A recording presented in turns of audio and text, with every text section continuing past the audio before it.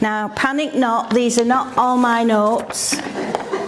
They're just the newsletter to prompt me in case I miss anything. I don't want to miss a single thing because the whole story utterly glorifies the Lord. Amen. It also shows how, if we trust him, he is utterly reliable and will do everything that he has asked us to do. He enables us to do it, and he will do his part. Okay, a little bit of background just for 5 minutes.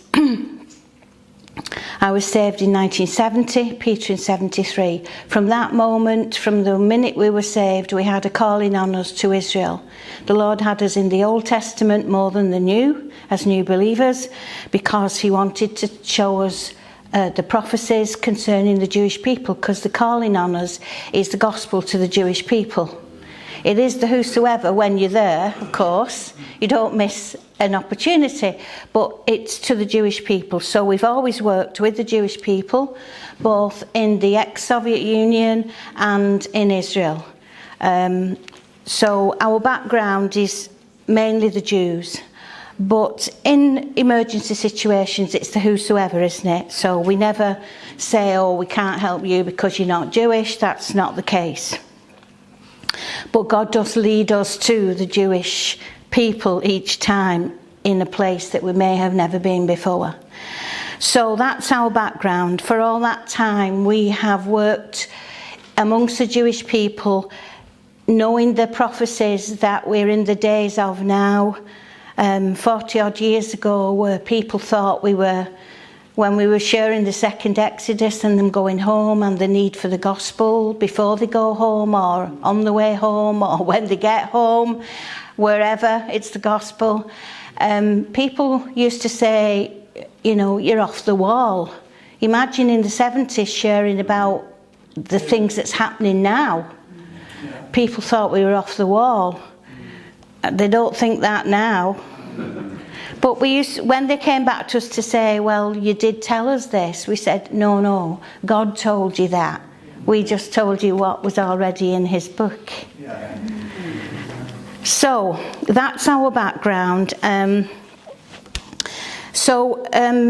We'll start off with how it began. When the war in the Ukraine began in March, I think it was a shock for all of us. Even those of us who've worked out there, because quite simply we didn't see where that fitted in any kind of prophecy. Christians are still puzzling as to where it fit, but it fits, I'll tell you as we go through. And so previously I had worked with a lady called Lydia in Romania. She works with mothers with disabled children. She takes the gospel to them and she disciples them. And they have a very hard time out there. They don't have the opportunity that we have in the UK for disabled children. So we knew people in Romania. We had contacts in Poland. We knew people in Moldova.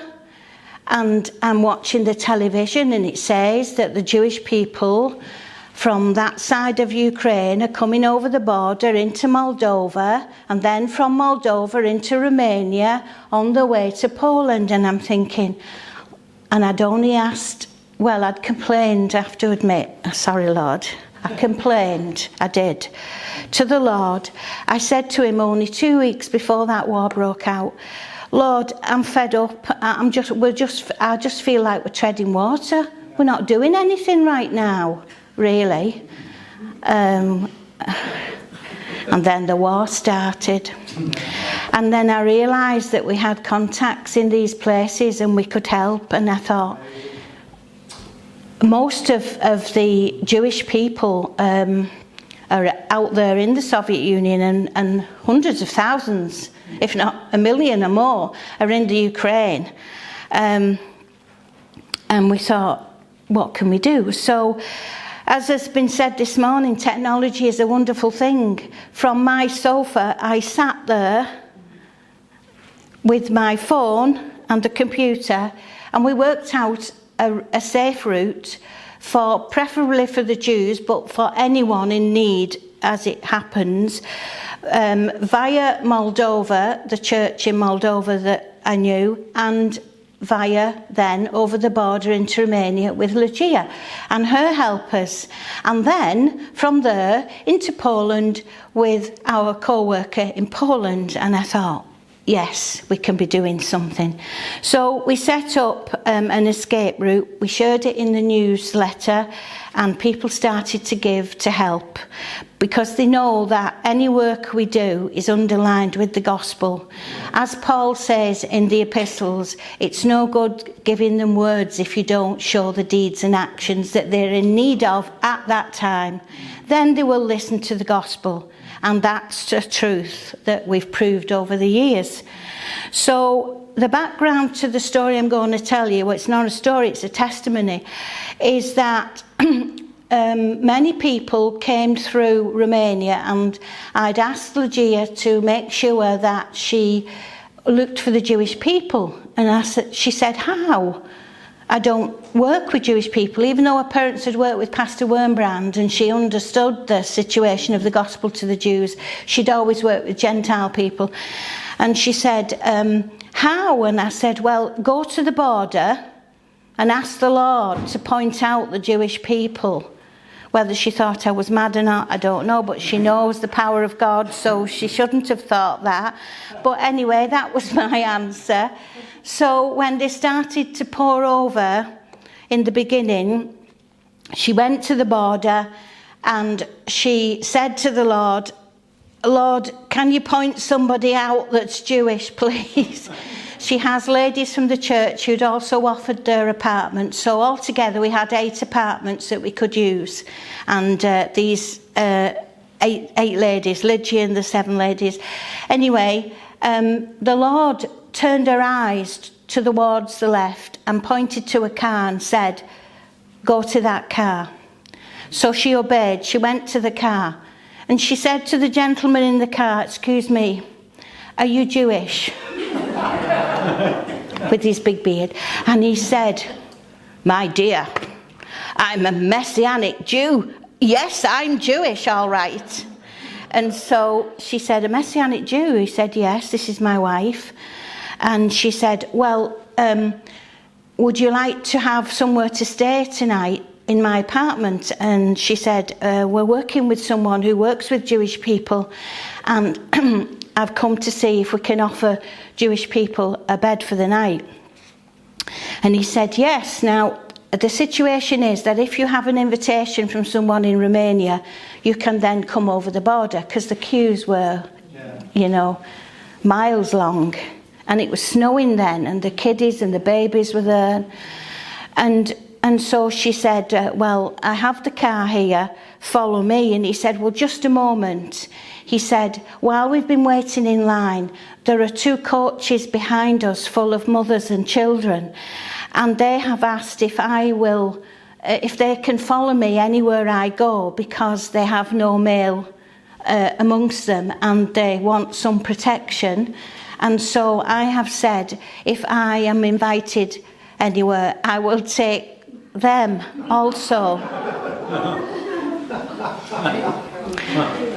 You can imagine what must be going through Lygia's head. We've got 8 apartments. How many are on the bus, she asks. In total of the 2 buses, there are 143 people. Souls. Well, Lygia, she loves children and she sees the weather and she says, okay, I'll trust the Lord, okay, follow me. So they follow her, the car and the 2 buses, to get over the border. So she says, I know where there is a refugee centre, I'll take them there. So they follow her to the refugee centre, not far from where she lives, because they went to her house first, but as you can imagine. But the other ladies who live nearby did take some of the mums and children off the buses and took them to their apartments. But basically we've still got probably about 136 people on the coaches, and the rabbi stayed in her apartment. Her husband looked after them while she drove and to this refugee centre, which when she got there was totally full. And then she thought, well, what can I do? And at this moment in time, she hears this police siren and these blue lights going. And the policeman said, what is all this? Cars and buses. And she said, well, we've just brought them from over the border, the refugees. Follow me, he said. I know where there's a refugee centre. So they all follow him and his lights go in. And so they get to the refugee centre elsewhere and find that it's full. So she thought, what can we do? So on the way back to her house, they're now on the way back to her house, the Lord said, look to the right. Just as she turned this corner near where she lived, the Lord said, look to your right. And she looked to her right, and there she saw a hotel called the Velvet Hotel. And she said to me, Beryl, I'd never seen that hotel ever before. And I go to town this way very often, but I'd never seen that hotel. So the Lord said, knock on the door. So she went and she knocked on the door. The policeman's with her at this point. And he said, what are you doing? She said, the Lord's told me to go and knock on the door. I would have loved to have been a fly on the wall and seen his face. But anyway, she knocked on the door. After a while, an elderly gentleman and his wife came to the door, because by this time it was, I don't know, it was 2 o'clock or 4 o'clock in the morning. It was the middle of the morning anyway.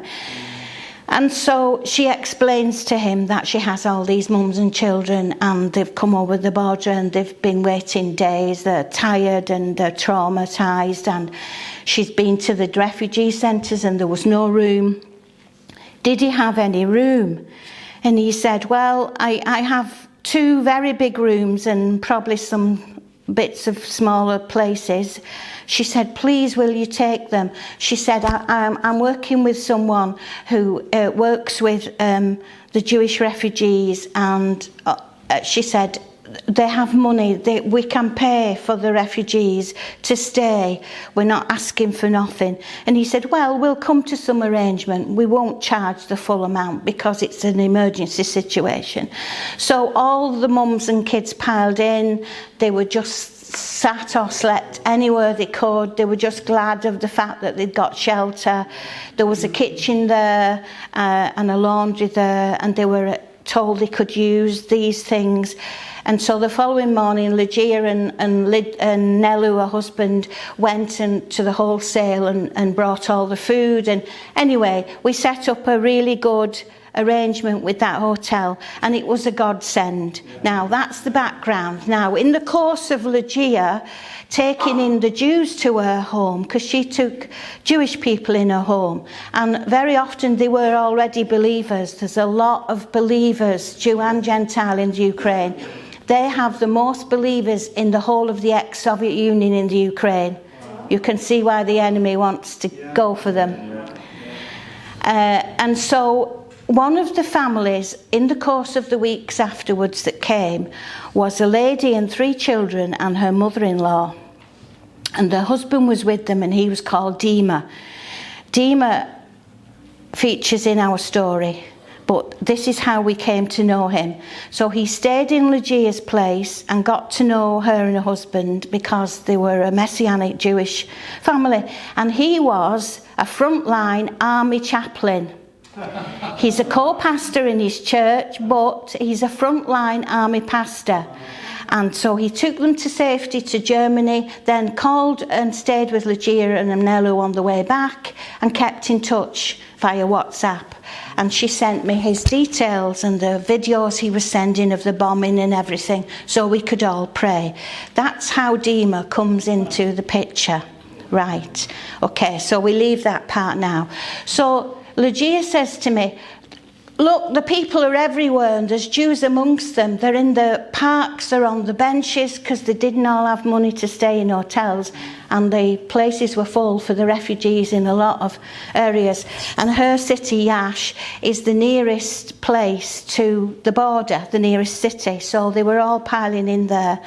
And she said, come and do mission with my ladies and these people. And I said, fine, don't have to ask me twice, thank you, Lord. I didn't wait very long.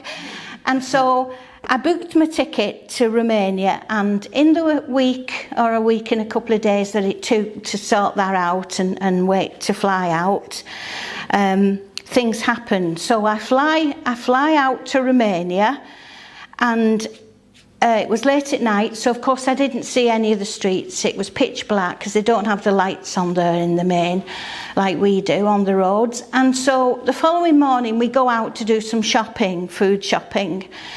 And so I'm looking around and I'm thinking, well, I can't see hundreds of folk here, there and everywhere. Where have they all gone?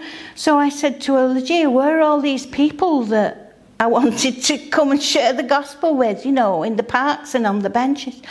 Oh, she said, last week, just as I booked my ticket, last week, she said, the Romanian government stepped up, and they are like now Poland, and they've got it all together, and they've taken all the people, all the refugees, and they've organised lots of big places all across the Romania for them to stay in.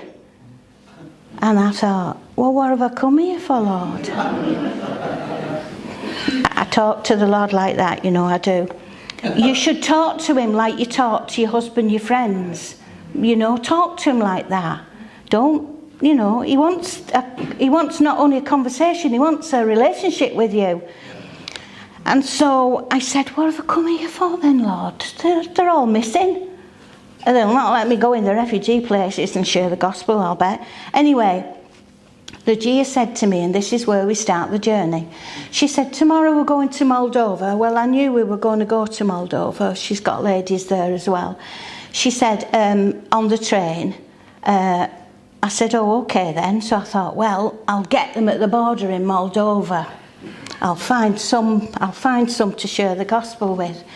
So we get on the train. It's a very slow train. And I'm going on the train, we're chatting. And I say to Lygia, all these Jewish people, Lygia, perhaps we can go to the border, you know, and share. And she said, well, depends whether we've got time. And I said, well, we'll have to make time. Anyway, we sat for a little bit and I'm praying and I'm thinking, Lord, please will you reveal to me what I'm here for? And I hear the words deep down in here, but they're in front of my eyes as well, in the spirit. And I heard him say, you came for a building because, you see, we were going to buy a building, or rent a building, I should say, because we'd been given a lot of money from a ministry for this work. And we were going to rent a building so that we could put the Jewish people in the building and we could feed and care for them and share the gospel at the same time. You came for a building, but I've sent you for a person. I heard it clearly. I said, a person. So I pondered a bit, and she said, I said, maybe we could talk to Dima when we get there, because at least we'll get the information from the front line, and it'll be good to send back to the people in the prayer letters and get them praying. She said, yeah. And then she said, yeah, but Dima doesn't speak English. I thought, oh, we're all right here. How am I going to have a conversation with him then? And then a little bit later, she pops up and says to me, but Radhika speaks Russian, so she can interpret. So I said, right, so let me get this right. Radhika, who we're staying with, she can hear Dima speak. She translates to you in Romanian, and you translate to me in English. So it's only a three-way conversation, and we're all women. You can imagine what I might get at the end of the line. I said, oh, that's wonderful. I'll tell you what, I'll write down 5 important questions and we'll just ask him the 5 important questions so that we all are on the same page. Oh, that's a good idea, she says. So I'm sat on the train and I'm thinking, maybe Dima's the person. Yeah, maybe Dima's the person, because apart from Lygia's ladies who I've met before and I can disciple or share the gospel if there's new ones, he's the only person it looks like I'm going to be speaking to. So as the train arrives, I'm getting off the train, and as God is my witness, my foot was on the steps. There's only 3 steps. It's very high up from the platform. The steps, we measured them after, is 12 inches top one, 9 inches middle, 6 inches bottom, so they're not very wide, are they? And all these old people with bags getting off the train. Anyway, my sandal, I had flat sandals on, not heels. My foot was on the bottom pedal, on the bottom step, like sideways. I was making sure I didn't slip, you know, because 6 inches, no law, you know. And I stood on the bottom and bang, I went down. I was hold of the handle, for which I thank God, else I'd have gone down between the train and the platform, because there's a space like that. You have to jump onto the platform from the bottom step. And my leg somehow went up behind me. I already have a medical problem with my knee, so the pain in my knee seared through my leg. And I heard this click, and I thought, oh, my ligament's gone, my ligament's gone. And I'm crying in pain, and the station master comes running, all very dramatic, everybody's looking at me. And he helps me to get my leg down onto the platform and helps me off, and Lygia's behind me helping me as well. And then we throw the luggage off. So I tiptoed like this to a seat on the station platform because I couldn't put my foot down. And I thought, oh, we're all right here. And then it just dawned on me, I thought, I bet it is Dima, and the enemy doesn't want me to get to Radika's, because without Radika, you know, maybe if he thought I could have to go to the hospital, without Radika, I can't talk to Dima. And so I thought, it's got to be Dima. It's got to be Dima. And I just said, Lord, I think it's Dima. And I just felt a peace that I was right.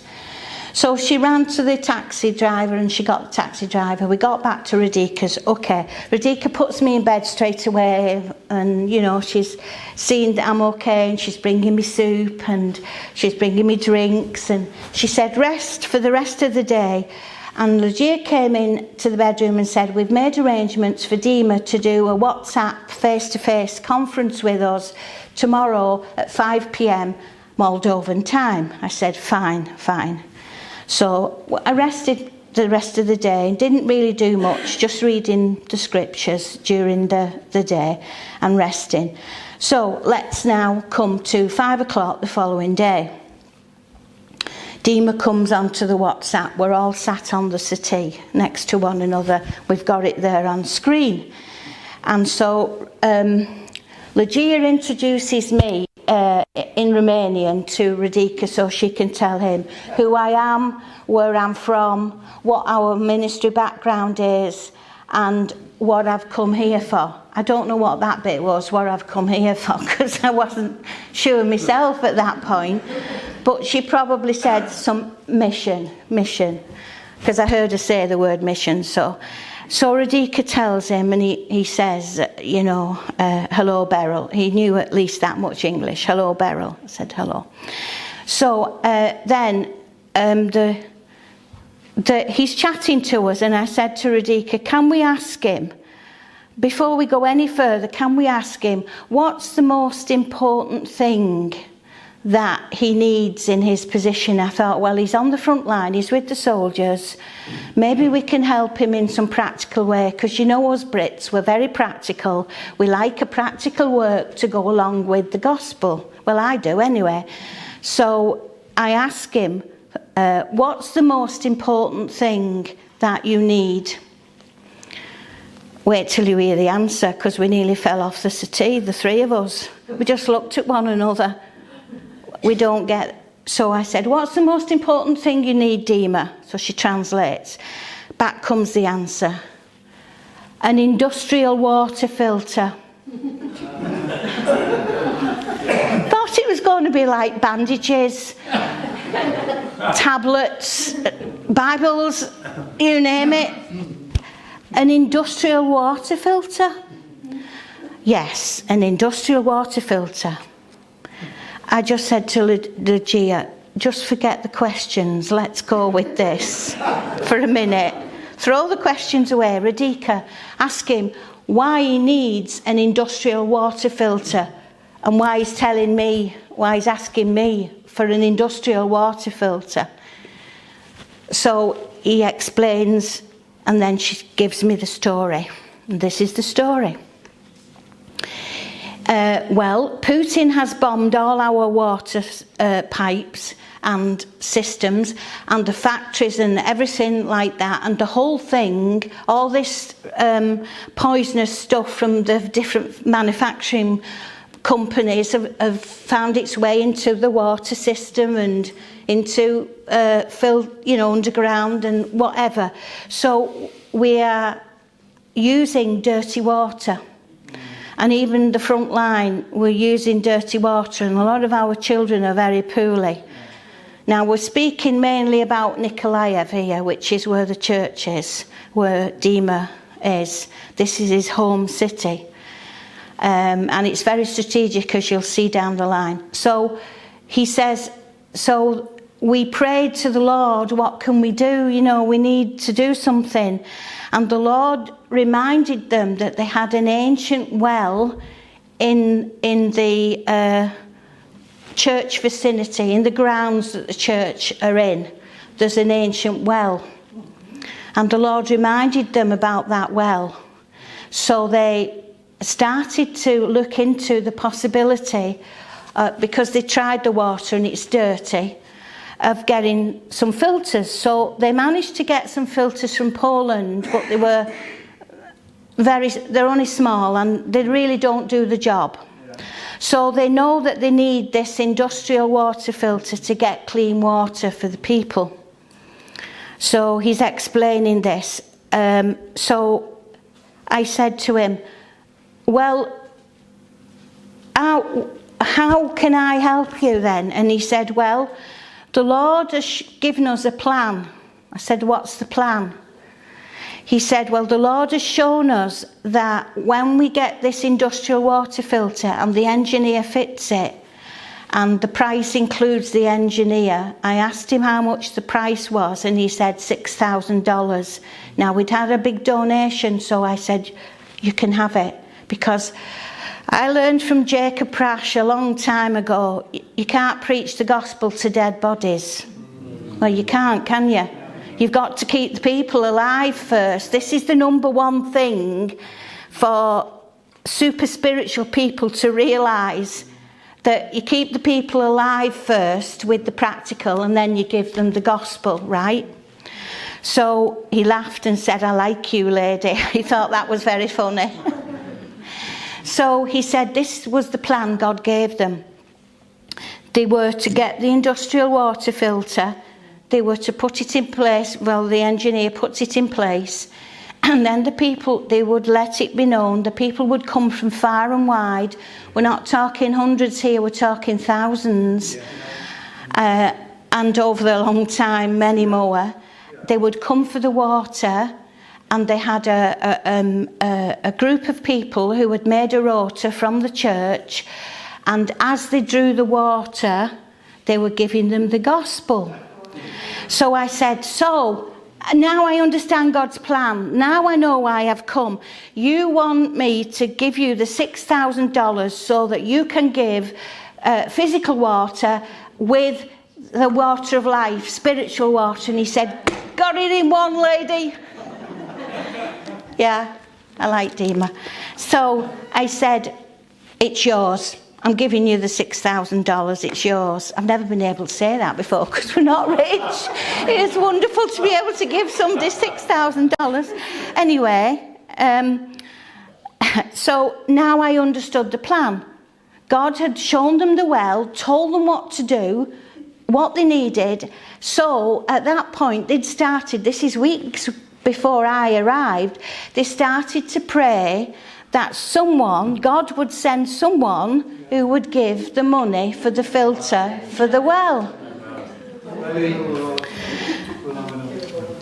At this point, it actually hit home to me. I thought, wow, God could have sent a rich man, an engineer, a person who knew about water systems. He sends a housewife from a village called Not End on Sea.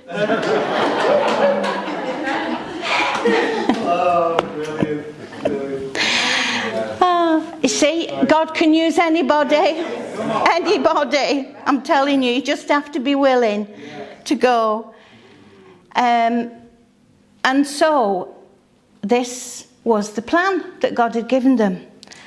And I was the person that had been sent to bring the money. Well, we didn't need any more questions, did we? That was the purpose. We all realised that we'd been part of a major plan that God had given to this church that we'd never known before. Well, I had never known before.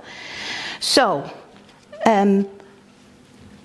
yes, I did preach the gospel while I was there. Yes, I did disciple the ladies. But, so I go back home. I contact the accountant with the ministry that gave us and said, send $6,000. They need $6,000. Dima gave me by WhatsApp in English because his pastor Oleg speaks English and writes English. So he sent all the bank details. So I have all the bank details here and I send them through before I fly home.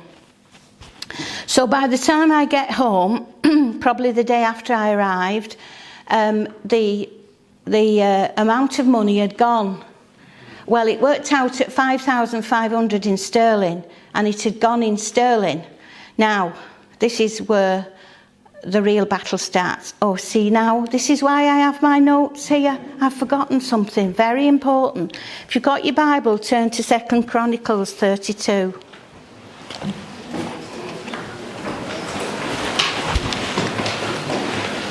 As soon as Dima had told me what it was for, and we'd realised, and I'd said you can have the money, and we'd finished the conversation, I stood up to go to my bedroom, and I didn't have to hobble anymore because the Lord had healed my leg. Yes, He'd healed my leg.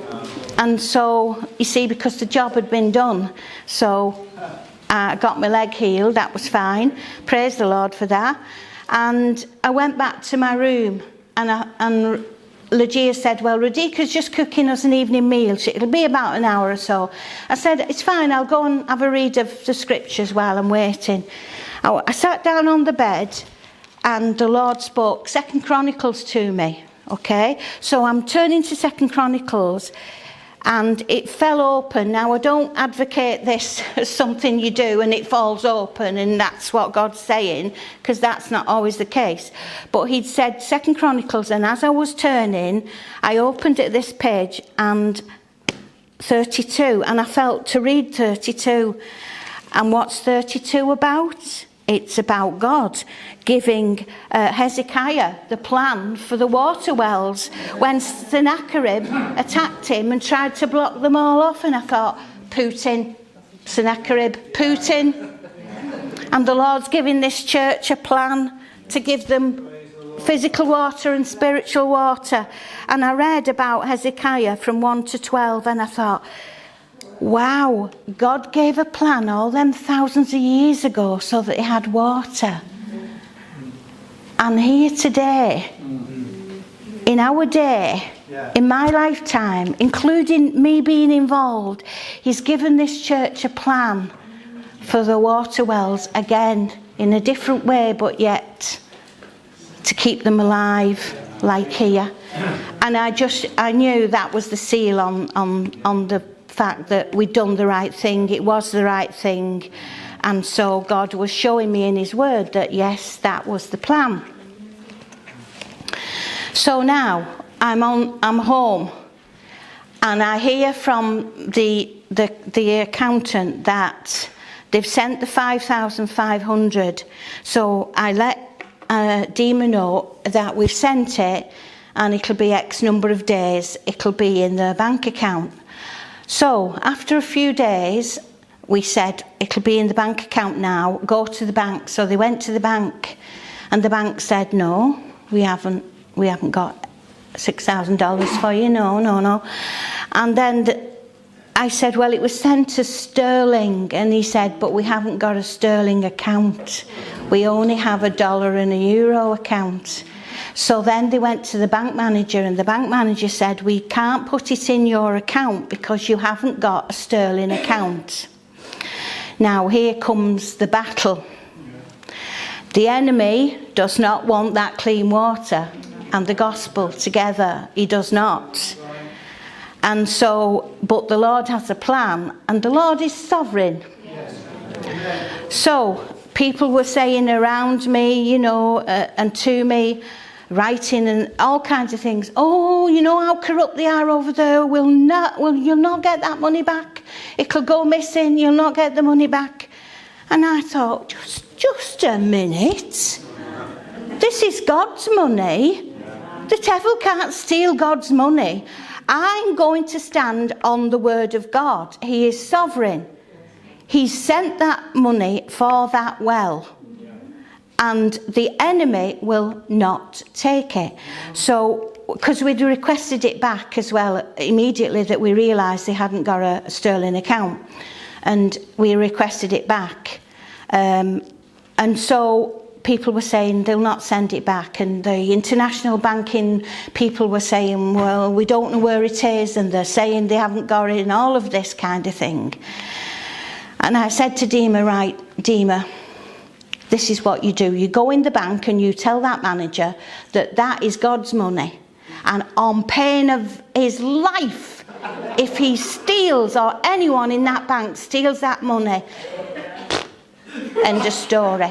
I said, now I can say this because I know a true testimony of someone who tried to block the Lord's work in Russia, and the man of God warned him, if you stand in the way of this happening, the Lord will take your life this night. The next morning, these deputy came knocking on the door at 7:30 to say, white-faced, to say, I don't know who your God is, but you can go ahead because my boss died during the night. So I said, you tell him on pain of death. It's a good job I wasn't there. He wouldn't want to stand against a northern woman, I'll tell you. Especially one who knows the miracles of God. Anyway, yeah, I'm being naughty. But, no, I would have. Anyway, I said, you tell him that. I don't know if he ever went in and told him that. But they did go in, Oleg and Dima together again, several times. And so then we asked our prayer partners, get down and pray. Some of them, God bless them, were fasting that this money would come back. It was like Daniel, 3 weeks. 3 weeks we were praying and fighting in prayer for this money to come back. And on the 4th of July, which was our 58th wedding anniversary, it came back. I said, thank you, Lord, that was the best present you ever gave me. Yeah, honestly, the best apart from salvation. It was wonderful. So it came back. So I said to the ministry, put it in my bank account tomorrow. I will draw it out. I will change it in dollars, and I will meet Dima either in Poland or Moldova and hand that money over. I thought, by hook or by crook, the enemy will not win. It's getting there. Now, I do think the Lord allowed that delay to show his glory, because there were a lot of solid Christians who did not think we would get that money back. They thought it would be taken. But I knew that the Lord would not allow it. Look, it's in black and white. You either believe it or you don't. And if you don't, forget it. Don't even bother praying. Why are you praying to a God if you don't believe what he says and what he can do? Come on. The church needs a shaking. Anyway, that's besides the point. I could say more on that, but I won't. Anyway, so I changed the money to dollars. I asked Dima where did he want to meet me. He said in Poland, in Krakow. It's a big Jewish area in Krakow. So I got onto our Polish helper, Krzysztof, and he met me at the airport.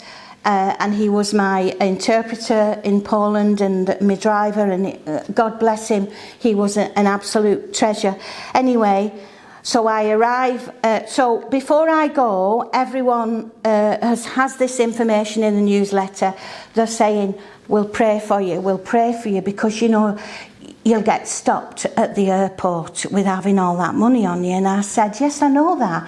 And I have all the receipts and all the backlog, you know, the trail, so that if the border police stopped me and said, I could have been on TV, couldn't I? This woman has $6,000 in her purse. And so if they stopped me, I could prove the trail of the money, where it had come from, back to the ministry, and they could ring the ministry if they wanted there and then and find out. So I wasn't too worried, but a lot of people seem to think, you know, I might get it stolen. I had stories sent to me about people who put the bag down and folks stole the money. I said it will be on my person, and if anybody dares to steal the money, I'll kneecap them. This is me, take me or leave me, you know. And I would have. I've learned from the Israeli army. We preached the gospel to the Israeli army for 20 years. I learned how to defend myself. And I was already a bit like that anyway, you know. God knows it when he makes us, doesn't he? What he'll use us for. Anyway, but they were very worried about all this. So anyway, people were praying that I would have God's hand on me, taking this money. Now, we had 2 missionaries in our church home on furlough, and they were praying as well as our people were praying who get the newsletter, and our own church. And they texted me and said, Beryl, while we were in prayer, now these are sound people, they're not seeing dreams every 5 minutes and all that stuff. They're sound. And so they said, Beryl, when we were praying for your protection, taking this money, we saw it in the spirit, a battalion of angels that would go with you all the way. Amen. Now, I took that on board. I believed it because I knew God was in this. It was a very important mission, really. And so within days we had, you know, the Bible says 2 or 3 witnesses. Within days I had 2 more witnesses that said, when we were praying for you, Beryl, we saw this group of angels and they were going to go with you all the way. And when you handed the money over to Dima, and they were going to go all the way with Dima back to Nikolaev to get the filter. So I said, okay, I have to tell you that the minute I walked through the airport doors, I went via Liverpool airport because I didn't want to go through Manchester with all the mess you've seen on the TV. But anyway, I went through Liverpool airport door, and the minute I walked through that door, I felt a presence around me all the time. I sailed through security. The money was there in my bag, quite openly. They could have checked it, everything. Nothing, straight through. Thank you, Lord. I was aware of the presence, even while I was sat reading, waiting to get on the aeroplane. And a lovely trip. So I knew the Lord had gone with me, and his angels had gone with us. So we get to Krakow. He picks me up. He takes me to this church building that Dima's staying in. One of the people from his church, Sasha, he works for the Slavic mission, and he was running this place for refugees, Jew and Gentile, and it's a big warehouse, humanitarian aid warehouse as well, and it's a huge place, and they can hold 100 refugees who get fed, watered, and the gospel every day there. So, you know, wonderful things are going on. So we go, and Christoph and I, we meet Dima for the first time. I have to tell you, this is a very deeply spiritual man. Yeah. We were on the same wavelength because, you know, us Northerners, we question everybody about soundness concerning doctrine. You know, you go in a church and you question people, you know, you want to know. Yeah. So I questioned him. We went out for a meal with Sasha and Alex, who was the interpreter, and Christoph and myself. We got thrown out in the end. We were there till nearly midnight. But you know why it is when God's people get together. And anyway, we're asking all these questions. He's coming back with all this stuff. The most amazing thing I found out. The Western Church is just not together.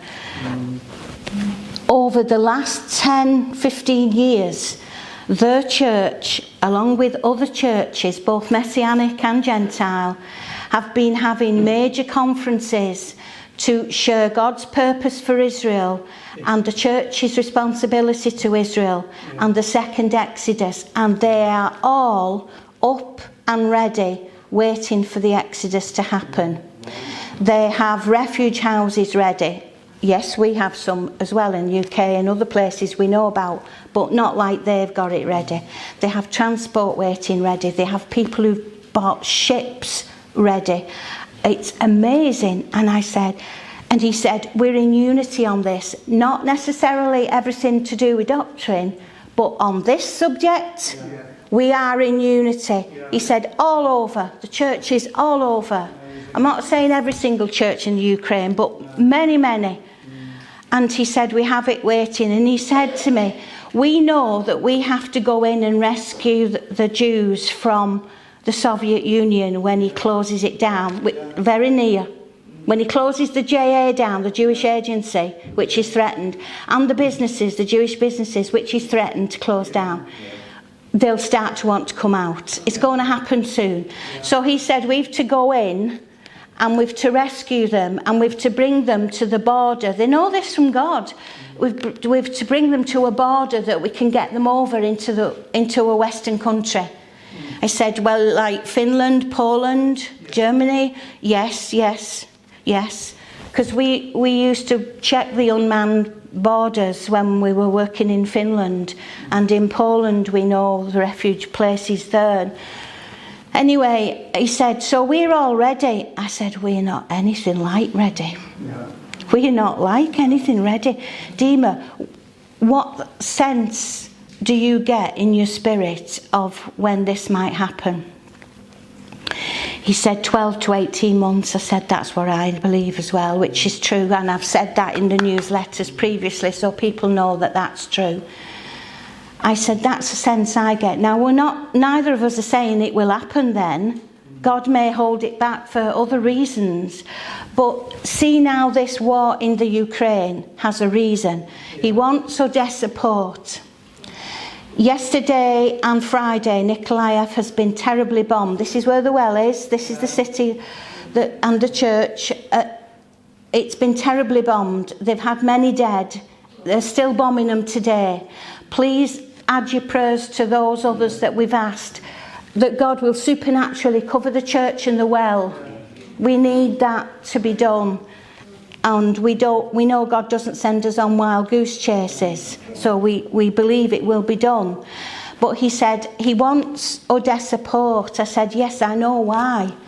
He said, we stand in the way of Odessa port. If they get Nikolaev, they get the port. Right? Putin wants Odessa port more than the other two. Why?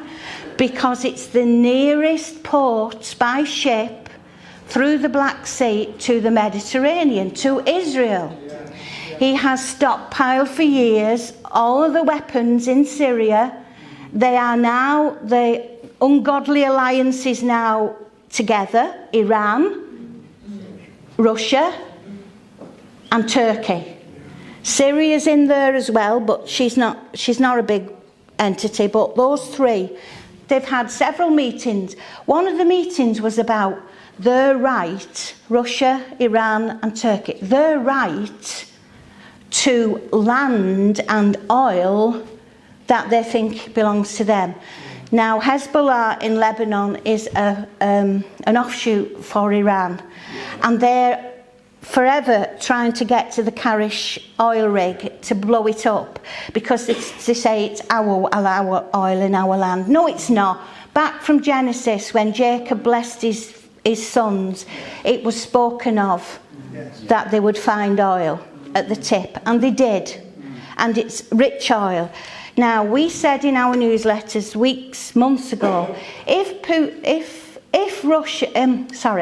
if Europe signs any agreement with Israel for gas, because he was threatening cutting Germany off, then that will be the hook that goes in the mouth of Putin, because he is Gog, without a doubt he's Gog. Okay? They have already signed, haven't they? They've signed some kind of agreement that Israel will give them gas because Russia is going to cut them off. They've cut them down to 20% now in Germany. Today, they've cut the gas off in Latvia. You see what he's doing? He wants to crush the whole lot and have it back. He thinks he's some kind of emperor. He's an arrogant man. And so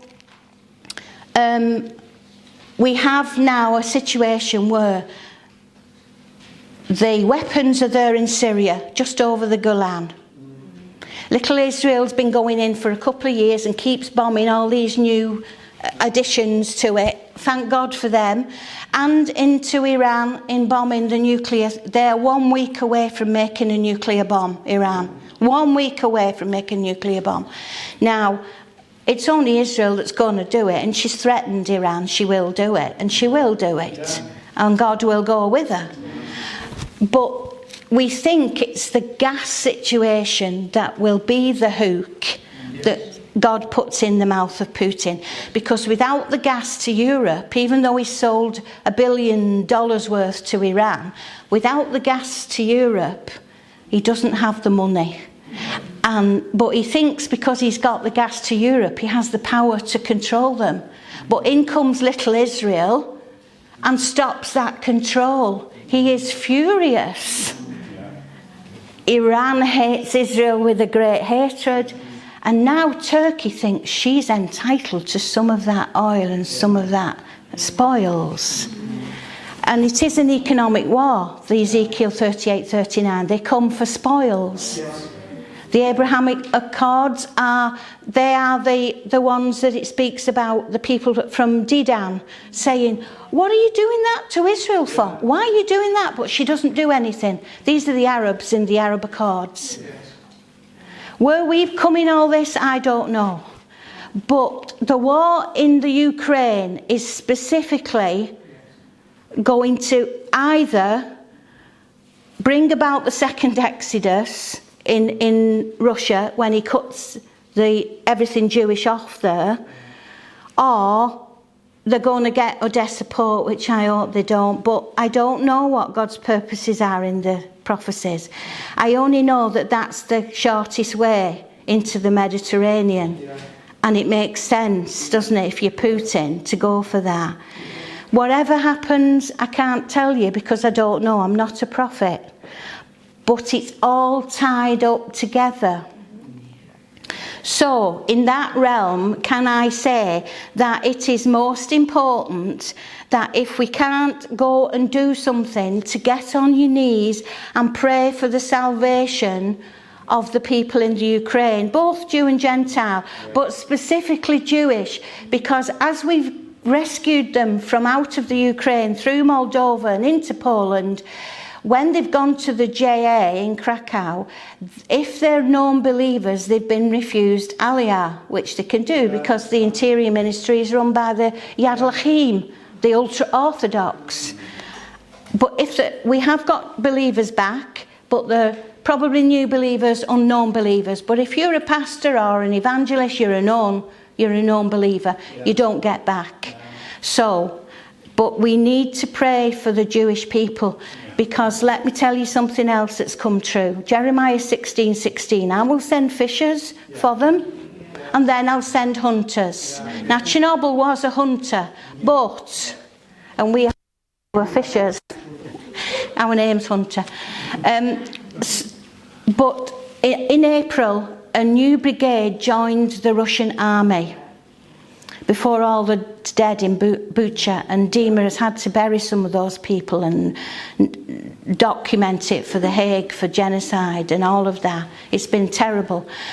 But a new brigade joined. Now Putin has no love for the Muslims, but they were the Chechen Muslims, okay? They said to him, we can't take a Russian brigade name because we're not Russians, we're Muslims.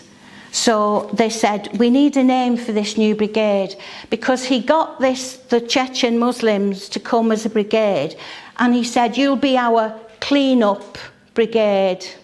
Yeah. They're still finding bodies. They were the clean-up brigade. They're still finding them. Yeah. These are butchers. They're really butchers. So they said to Putin, you name us. You give us a name. Do you know what he called them? The Hunters. The Hunters Brigade. At that point, I believe Jeremiah 16 has really happened. Now, they've 2 people on their list that they're searching for to kill and probably torture them before they kill them, knowing them. One is born-again believers, and many pastors have been killed in the Ukraine. And the other is the Jews. Actually, the Jews are the number 1 on the list, and born-again believers number 2. This is what they're searching for. We need these people saved. Whether they live or die does not really matter. What matters is that they are saved and they have eternal life, whether they live or die. This is our aim. Dima has asked me to buy things for the frontline boys. I haven't time to show you the testimonies. Some of them have been raised from the dead. He has been there as a witness. It's documented by the doctors who were there. I'm telling you, the Lord is doing amazing things on frontline. He's even got frontline Ukrainian Muslims saved. This man is gifted. We want to help these boys because with these gifts come the open door of the gospel. Amen. See? But we can't use the ministry money, because those of you who know about the Charity Commission know that any ministry that's a charity, you are not allowed to use funds for the army, anybody's army. And this is for the army. They want fleeces, they want long johns, they want thermal vests, they want boot socks. All the other personal things like disposable shaving and deodorant and all of that, foot cream, we can take care of. But the main things are fleeces, long johns and boot socks. They have to be khaki, so we have to get them from army surplus. We said we'd take them by van, you know, all the way to Poland gladly, but we can't, because now that we're out of the EU, which I'm very thrilled about, but because it's God's hand and that's another story, but because we are not in the EU, the paperwork and the tax we'd pay would defeat us in terms of it's not worth it, because you'd have your petrol and your ferry on top of that as well. So we are hoping to buy them in Germany. We have links with a German brother who has already got 6 refuge houses out there and is in process of buying a ship to take the Jewish people home, along with a UK brother who has a ship as well. So it's happening. God is doing it. So please will you pray? I'm not asking for finance. I'm asking you to pray that God will send us a massive amount of finance that we can buy these boys what they need for winter. Because Dima said the government are not interested in us. Mr. Zelensky is a wonderful speaker, but he doesn't care about us. Okay? And he doesn't. Well, anyway, I know he's Jewish, but don't let that colour you. He's out for himself. These boys need our help in the winter, but with it they'll get the gospel for sure. Thank you.